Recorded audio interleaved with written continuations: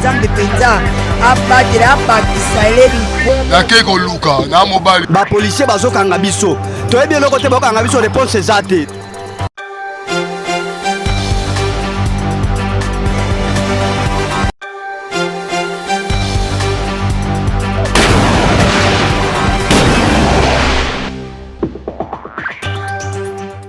Esangoza ya bisika nyonso bozuli baku ya kolana edition ya sika ya magazine na bino Mag FM ya mokola lelo ya ngwe bandimbo tenebino.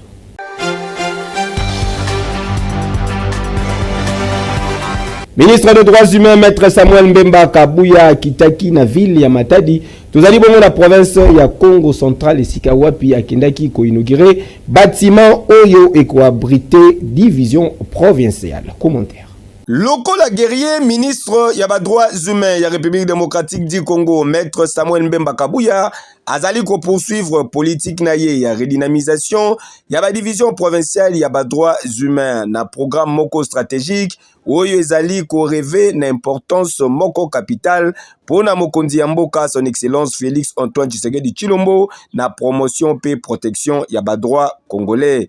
Lobieleki Maître Samuel Mbemba Kabuya akitaki na province ya Congo Central, plus précisément na ville ya Matadi esika wapi akendaki ko inaugurer bâtiment oyo ekoabriter division provinciale. Na discours na ye ministre des droits humains Maître Samuel Mbemba Kabuya atalisaki ba instruction oyo epesamelaki ye epa ya mokonzi ya mboka son excellence Félix Antoine Tshisekedi Tshilombo. Cet atelier s'inscrit dans le cadre du programme national de redynamisation des divisions provinciales et de renforcement des capacités des agents publics et des forces de défense et de sécurité. Une initiative stratégique du gouvernement visant à rapprocher davantage l'action de l'État des populations et à renforcer l'effectivité du respect des droits fondamentaux sur l'ensemble du territoire national tel que nous instruit par son Excellence, Monsieur le Président de la République. Ce que j'attends comme résultat concret de ces travaux, une meilleure maîtrise des principes fondamentaux des droits humains et du droit international humanitaire, un renforcement des capacités opérationnelles des agents publics et des forces de défense et de sécurité, une amélioration de la prévention et du traitement des violations des droits humains, un renforcement du système de collecte des données et de production des rapports sur les droits humains, une redynamisation effective de la division provinciale des droits humains au Congo central, une meilleure intégration de l'approche basée sur les droits humains dans les politiques publiques et dans l'action quotidienne des services de l'État. Nakobi Manaye, après cérémonie, Maître Samuel Mbemba Kabuya atalisaki sens ya démarche naye. C'est un honneur pour moi de me présenter aujourd'hui devant vous pour inaugurer le bâtiment rénové de la division provinciale du Congo central. Mais, rassurez-vous, ceci se réalise à la suite des instructions claires et précises de son Excellence, Monsieur le Président de la République, chef de l'État, Félix Antoine Tshisekedi Tshilombo, et sous la coordination de son Excellence Madame la Première ministre chef du gouvernement, Judith Suminwa Tuluka. Il s'est encore rappelé que dans le cadre du programme national de redynamisation, il y a la division provinciale, il y a les droits humains. Ministre a se déplacé qui dans la province de Congo central, Kakandenge a salaki na Kasai oriental, puis na Kasai central, dans le mois d'avril et l'équipe pour le même exercice. Boyende Izalaka. Et Kejo Inaugure ce jour ce bâtiment pour qu'il serve véritablement à la promotion et à la protection des droits humains dans la province du Congo central, selon la volonté de son Excellence, Monsieur le Président de la République, Félix Antoine Tshisekedi Tshilombo, qui veut que le droit de l'homme soit protégé et promu à travers toute l'étendue du territoire national de la République démocratique du Congo.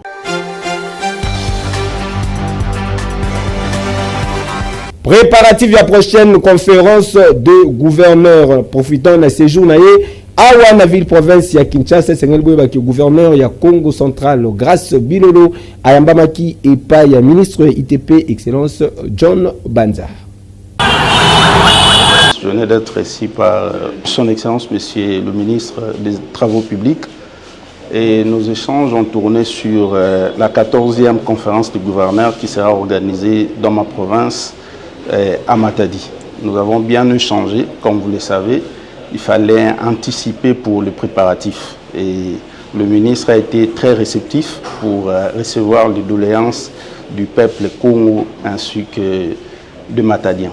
Le ministre a très bien répondu à nos doléances, comme vous le savez, qui dit conférence dit préparatif, c'est-à-dire il faudrait anticiper, il y a de nouvelles routes qui vont arriver dans le chef-lieu de la province du Congo central en mars de la 14e conférence des gouverneurs. On a abordé aussi le problème de la RN16.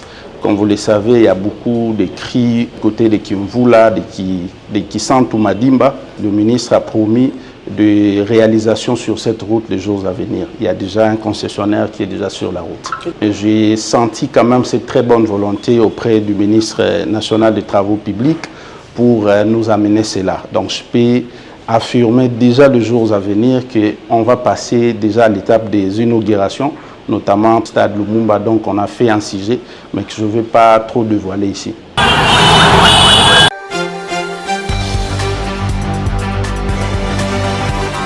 Coup de tonnerre, cadre ya Ardev réuni na Lubumbashi se rebeller contre autorité morale na bango Jacques Kiabula-Pe réaffirmer soutien na bango na mokonzi mboka son excellence Félix Antoine Tshisekedi Tshilombo Bolanda. Déclaration na bango. Considérons les statuts et les règlements intérieurs du parti. Régissant la discipline et le fonctionnement de nos organes. Constatant avec regret les dérives, les prises de position unilatérales et les ajustements du président national, M. Jacques Kiabula-Katwe, qui s'écarte des idéaux et de la vision fondatrice de notre parti.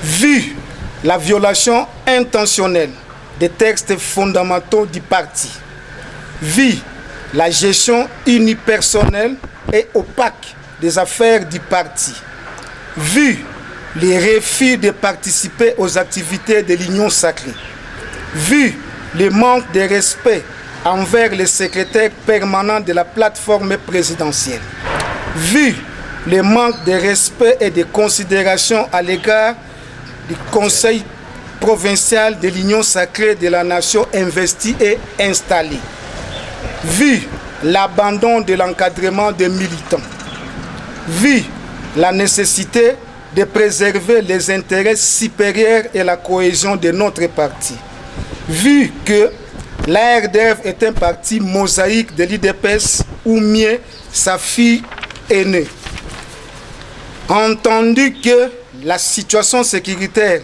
pour laquelle le président du parti a été rappelé à Kinshasa par la hiérarchie n'est pas encore élucidée par les autorités nationales, chose qui les met dans l'incapacité de diriger le parti, comme évoqué par lui-même dans sa lettre de démission à la tête de la province.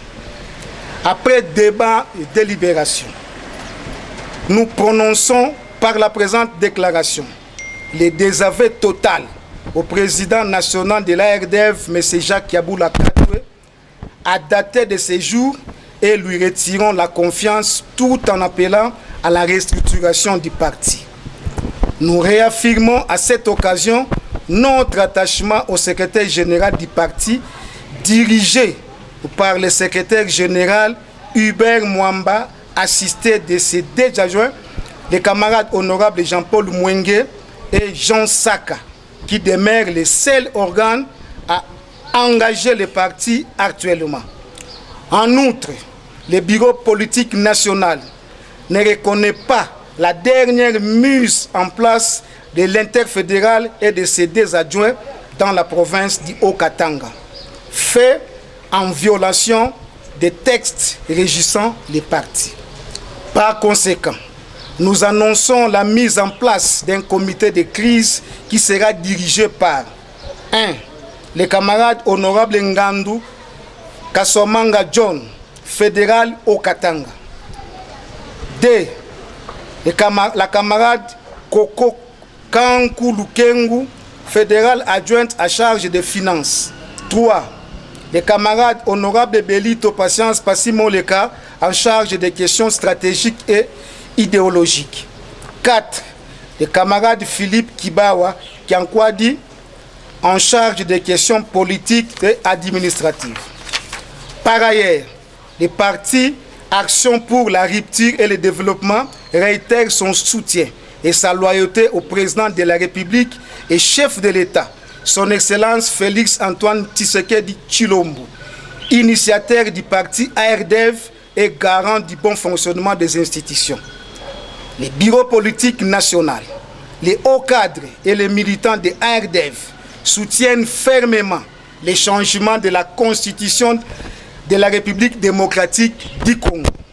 Enfin, nous lançons un vibrant appel à tous les militants, cadres et sympathisants à rester mobilisés, soudés et à l'écoute des prochaines directives du comité de crise pour sauver notre parti.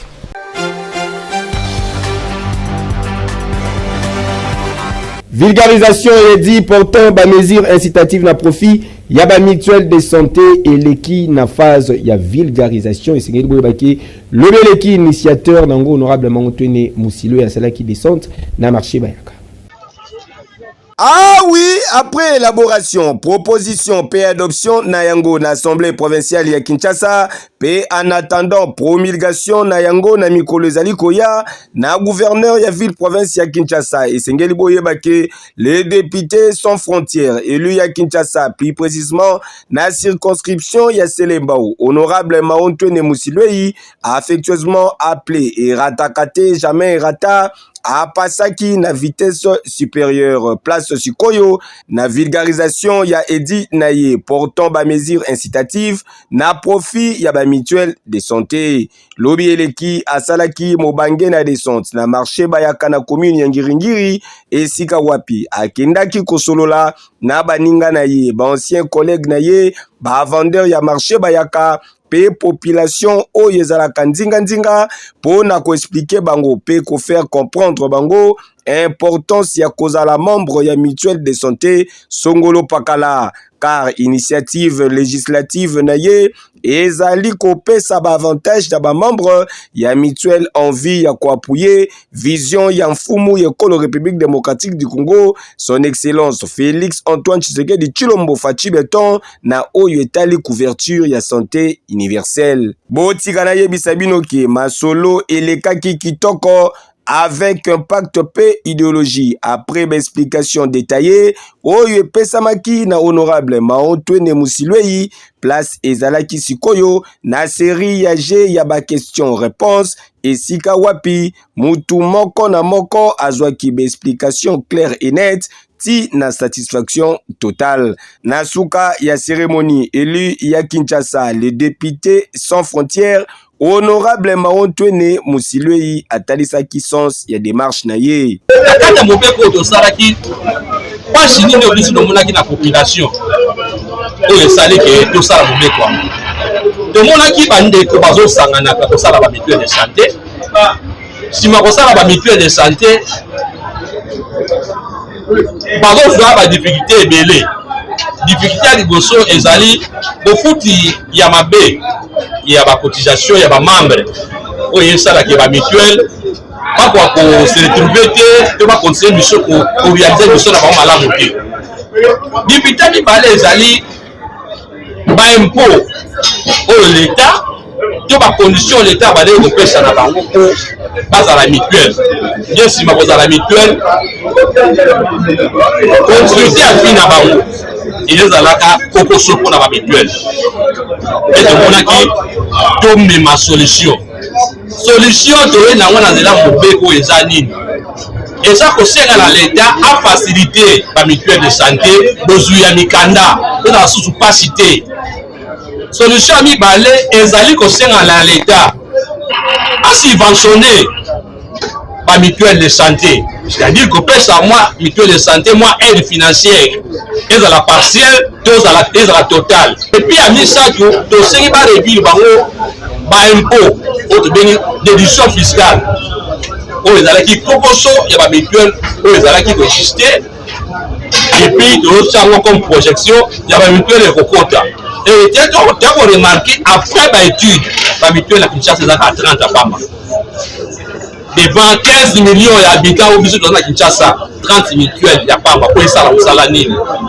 c'est que mon aki doit pour soutenir doit accompagner l'état pour toute autorité naïe esika faisha ki na ba hôpital santé ya biso ba kinwa ako sunga ba kinwa ba za santé ba za soya santé ya malamu mais na banzela ba cotisation mais na ba kumo ko réduit et puis l'état aya ko subventionner bango apesa quand même na ba mutuelle de santé wana moi subvention lisungi na mbongo soit partiel soit total pour biso ba kinwa to kufa lisusu te lokola bandeke to kufa lisusu te lokola bibwele moi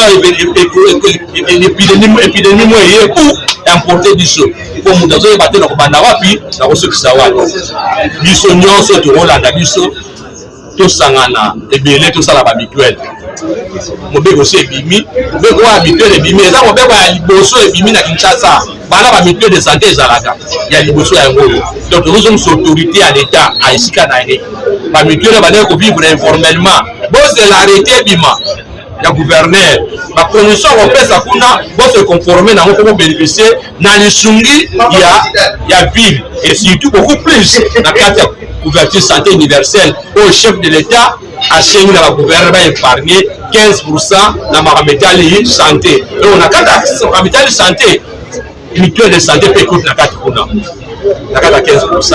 Voilà eloko ko to ko sabino si o to sala mukale. Ici ya konote que élu ya Kinshasa honorable Maontouene Musilwe eratakate jamais erata à Kotambo la ville province ya Kinshasa mobimba na objectif ya ko vulgariser et dinaye afin que ba Kinois en général ba comprendre ba bien fondé ya kozala membre ya mutuelle de santé. Pourquoi pas qu'on crée afin ya ko bénéficier na couverture santé universelle ndenge elingi mokonzi ya mboka son excellence Félix Antoine Tshisekedi Tshilombo bakiselaka ye Fachi Béton. Ah oui, boyende izalaka. Eke yo.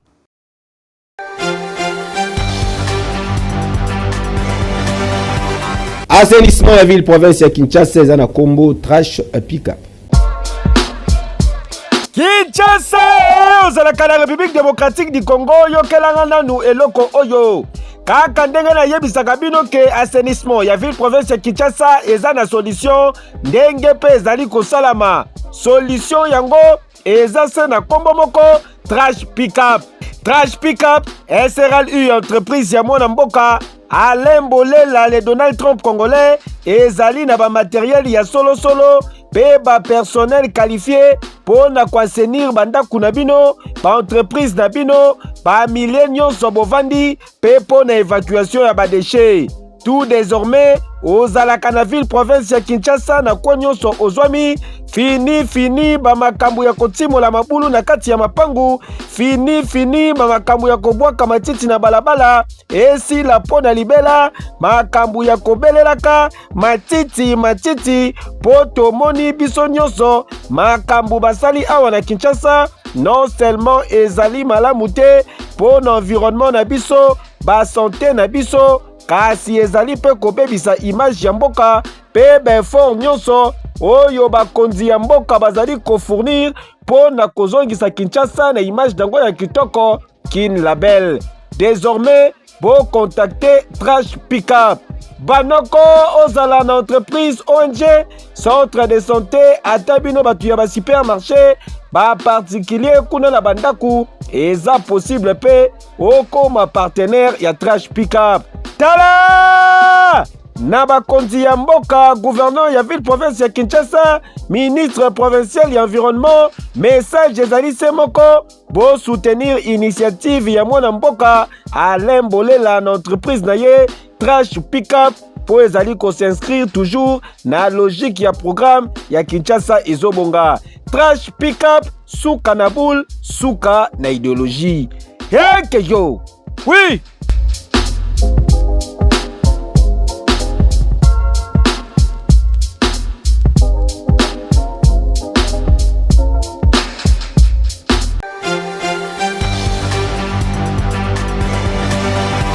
Soki nanu bakalingela yo événement na yo te tala exemple yango yo FM Pro de suka na masolo. Kinshasa, République démocratique du Congo, Congo Brazzaville, Tinangola, boyo kelanga nanu eloko oyo. Fondation Malouwa Télévision FM TV bazali ko offrir na bino ba service na bango ya qualité na ba prix moko hors concurrence. Ezala pona ba reportage, interview, tournage ya ba clip vidéo, ba production audiovisuelle, pe ba service ya ndenge na ndenge grâce ya équipe ya ba professionnel passionné, pe na utilisation ya ba matos ya solo ya dernière génération. FM Télévision azali ko créer ba contenu visuel percutant pe ya haute qualité oyo ezali adapté na ba besoin na bino. Bokanisi esili ten ouverture ya événement, film d'événement, conférence, ezala mariage, concert, to pe événement songolo pakala. Esengeli boyeba ke mission ya FM Télévision ezali ya ko mettre en lumière ba histoire na bino pe ko transformer ba idée na bino na ba image marquante. Pour na plus de précision, bokoki kokota en contact na FM Télévision na ba numéro ezali affiché. FM Télévision, nul n'a le droit d'être heureux seul sur la terre. Qui dit mieux?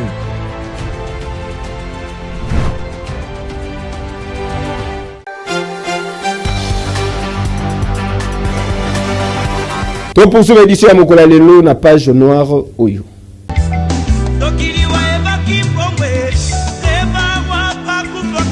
Union nationale des caméramens du Congo, INCC en sigle, ezali na mawa ya koyebisa na grande corporation ya presse pe na baye nyonso sango ya liwa ya moko kati na bango na kombo ya Ado Mujangi oyo azalaki cadre na RTNC pe membre ya comité des sages conseiller ya UNCC oyo akufaki depuis mokolo ya mercredi 3 juin eleki na ngonga ya 21h na hôpital HJ na tina ya maladi oyo ezwaki ye tangu mukuse.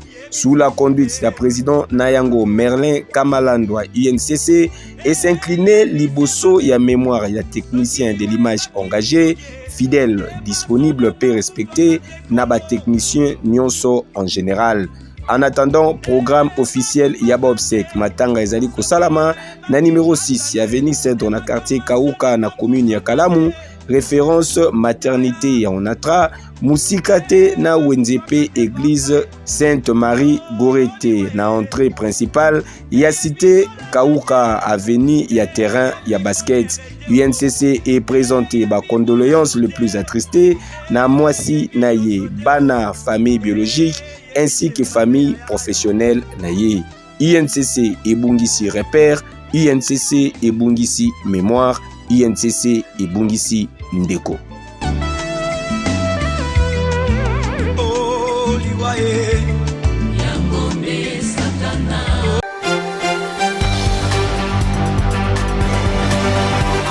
Wenze ya Selemba otondi salite na ndenge ya kosakana te population ezali kotuna bourgmestre asalaka nini. Constat ya Magife.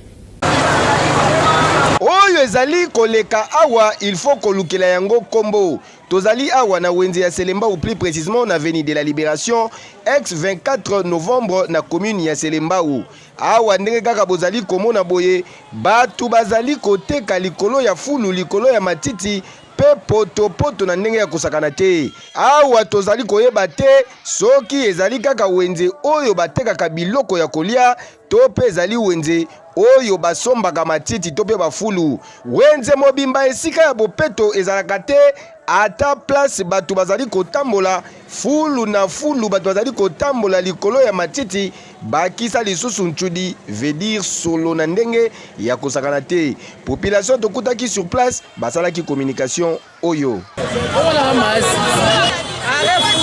Papa, tochaka fulu awa eza pona wenze. So tokomboli tochaka wana. Tochaka wana pourquoi chaque fulu opesaka 500 francs. Pona salifite tochaka wana. Ezaka des fois bazwaka pusu balongoli bake kobwaka. Siko ekomi mbongo bazotongola bazotiaka bapoche. Donc fulu ekomi montagne. Donc tokobenga ngomba ya Golgotha. Bakozi bazozala mbongo bazotiaka bapoche. Bazozala mbongo depuis 10e mois. Topesaka ba 500 francs chaque fois. L'État aya ozwa socio balongola kaka bwaka. Oh, tolembi solo oyo ezaka typhoïde. Ata topesaka mbongo na biso. O nini balongola. Mais bakonzi bakongola mbongo yango toyebi te so bakenda kotiaka mbongo na bandako na bango. Papa topesa mbongo na biso chaque jour ya salongo au lundi au dimanche balongolaka fulu te tofete na fulu oyo toyebi te selemba mobimba eza salite fulu na fulu mbongo topesa nango ezokende wapi siko toteke na pete boye fulu niyo mosuku totekaka awa tobenga mangengenge akomata likolo wana wali bazolongola te toyeba te bakonzi na biso balingi nini ngai yakolongola biso fulu oyo tala fulu neza bosembule beti bakuso kolinga te etambola na nzoto kuso zotambola mbongo chaque jour topesa mbongo au lundi au dimanche topesa 500 biso salon siko mbongo ekenda awa so solution te makasi oyo yakosenga bato bamani so babengani bato awa chaque jour topesa salongo tofuta atike me baasula place oyo solution te basole nyonso toomeleza typhoïde balukela ngo solution toboyi na biso baproblème peme tooteka fulu salite sikoyo na ntango président asalaka ye moko anomaka bato mpo basoutenir ye na misala sikoyo bato oyo président atie baofingisa ye ta neti fulu filme ngo bi ozwango mpenza ya fulu oyo tofutaka mbongo asalongo chaque jour na mbongo atike balongolaka te salongo esila me bakazwa yango mbongo balongolaka fulu te bayaka kozwa mbongo batie na poshe mbongo batie na poshe bukumesa boye evuma bukumesa boye banda kota elongi neti oyebi te mwana lemba botie na selembao awa ya kaka bamakangu na biere toyebi ete elongi na ye te bayaka azwi mbongo akonyaka bana na ye so biso olobi ayeli biso basoda okela polisi apo na biso nyonso apona okanga mutu te poelela boye bango balingi te bango balingi mbongo biso nyokamaka bazwaka mbongo epui baofingisa na président babukumesa boye fo président tande fimbu makala tano presse ya selembao salite bafulu na selembao salite apo osi babukumesa ya boye botieli biso wenje nyonso ebeba salite na salite toilette publique ya selembao mpe ezalaka te tofutaka mbongo ya bato na lupanga bato wenja selemba opesaka te totekaka na balabala. Papa bukumeso ya commune ya Selembao papa yoka soni po niveau ya salite ezali na wenze oyo ezalaka sous juridiction na yo moyen ya koloba kutu ezali te et pourtant ata salongo ya pamba esalamaka te ata bato ya commune bayebi kolongola bafulu oyo te tomituni et pourtant lisusu mbongo ya tike ya chaque jour erataka te yo penza tofundu pa papa e nini bukumesa boye evuma bukumesa boye banda kota elongi neti oyebi te mwana lemba botie na selembao awa ya kaka bamakangu na biere.